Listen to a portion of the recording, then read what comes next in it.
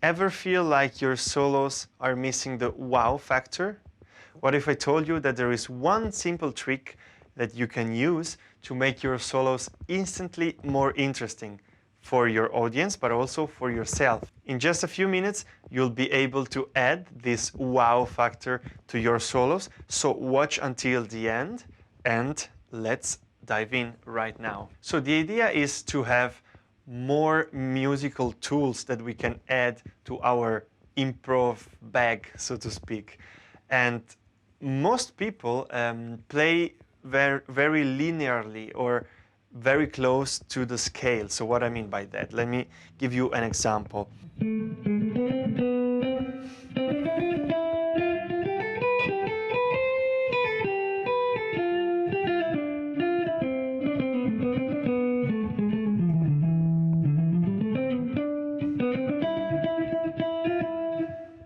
Now, there is nothing wrong with that. Sounds good. There were even some motives.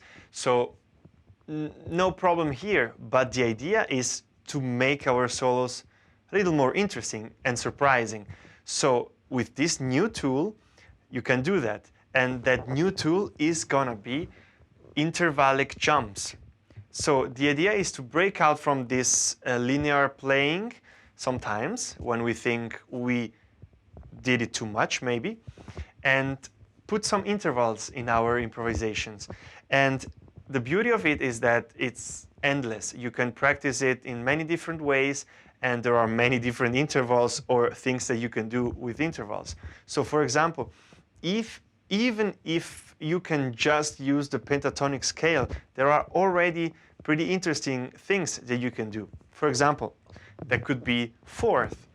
And you can do fourth just with your pentatonic. So if we have this, and this is everything we know, then we can do,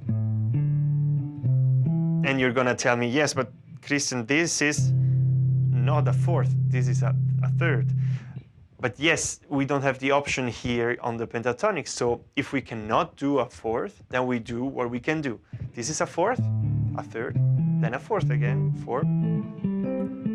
See, we can do many fourths. So there was just one third, and the rest were all fourths. So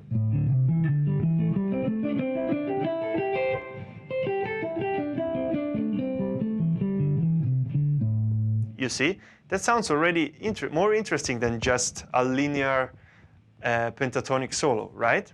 Now, another interval that we could use is the fifth.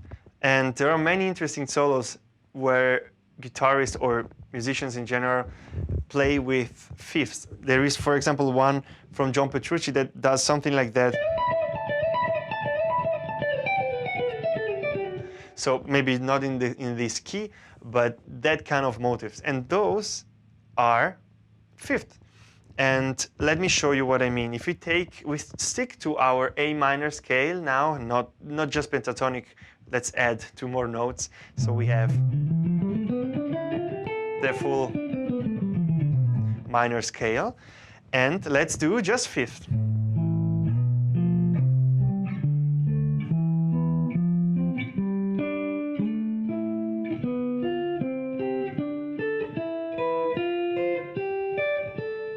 So you see,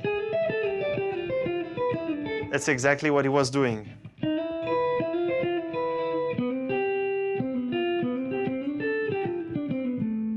So let me give you an example how you can use it in your solos. Let's say you are improvising in A minor.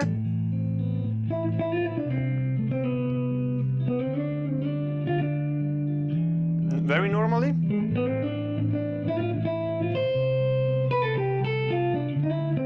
And then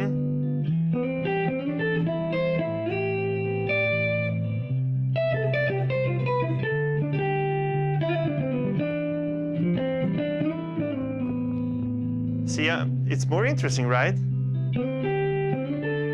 You have a new tool.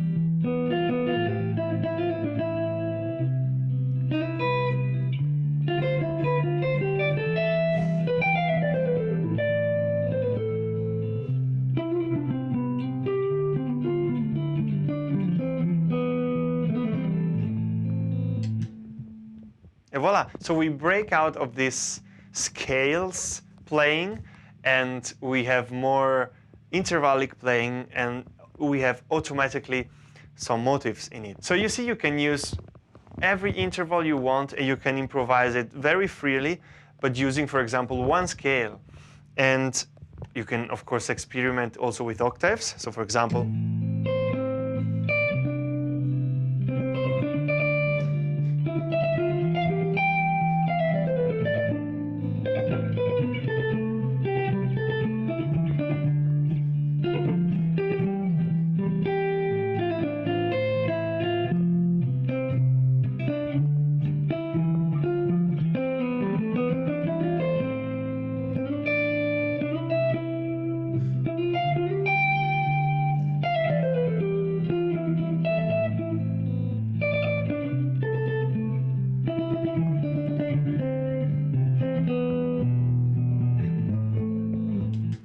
and voila, another example.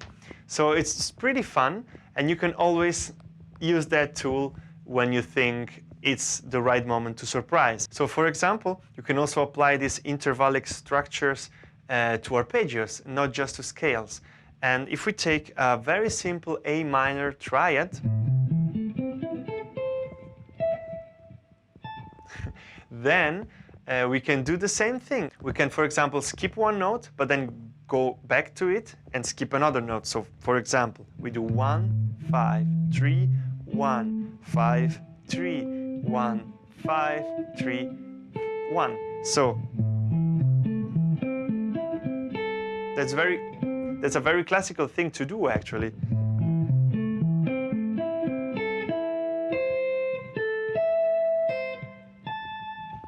That happens very often in classical music, that kind of structure.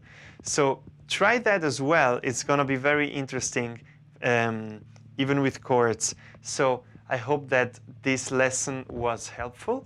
It was a quick one, but a very important one.